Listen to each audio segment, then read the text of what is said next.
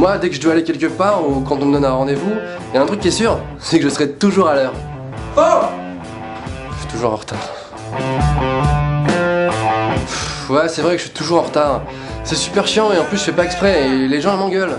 Mais si jamais je suis toujours en retard, je me suis rendu compte que c'était à cause d'un mec. C'est à cause du mec qui a inventé la touche répétée dans 5 minutes sur les réveils. Tu la connais cette touche?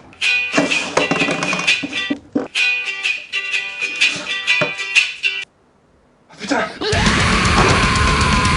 Mais en plus elle sert à rien cette touche, sérieux! T'as dormi pendant 8 heures, t'as pas besoin de 5 minutes en plus!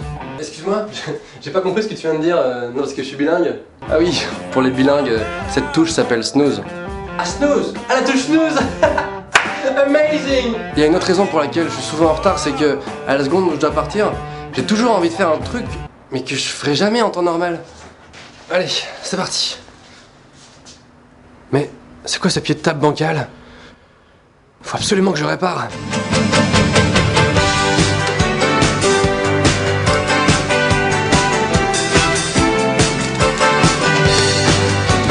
Ok, c'est bon, je peux y aller. En plus, dans ces moments-là, je suis stressé parce que je dois partir et je sais que je suis en retard, tu vois. Et je me mets à faire des trucs un peu chelous. Est-ce que j'ai bien fermé la lumière de la salle de bain?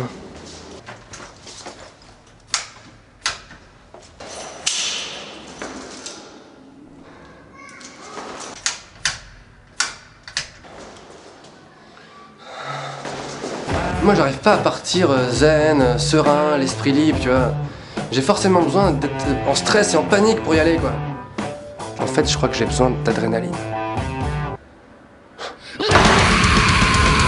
Il y a un truc que je comprends pas, c'est que quand t'es en retard et que t'arrives au rendez-vous, t'as couru, t'as sué, t'es en nage, t'en peux plus, t'as tout donné, t'étais dans le stress, la panique et t'arrives devant le mec, tu vois, tu t'écroules et tu te dis ça y est, je suis arrivé.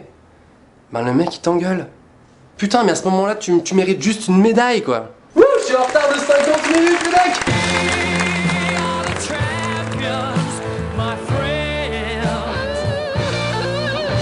Le pire, c'est au travail, je me fais toujours défoncer.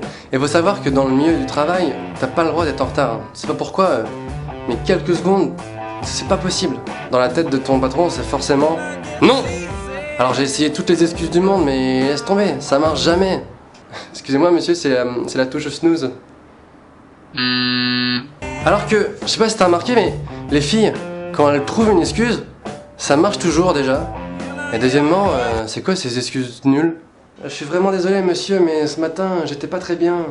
Tu te sentais pas très bien? Ouais, c'est pas mal comme excuse ça. Ouais bon ok ça marche, allez on oublie, tu peux rentrer. Excuse-moi. C'est génial ça, pas très bien. Alors comme les excuses ça marche jamais, moi je pratique un truc, c'est le semi-mensonge. Je sais pas si tu connais, c'est que à la fois tu mens pas vraiment, mais en même temps t'abuses un peu quand même. Par exemple t'es super en retard à un rendez-vous, et à la seconde où tu poses ton premier pied dehors, t'envoies un message au mec qui t'attend. J'arrive, je suis en chemin. Ça s'appelle un semi-mensonge. Bécassine. Ok.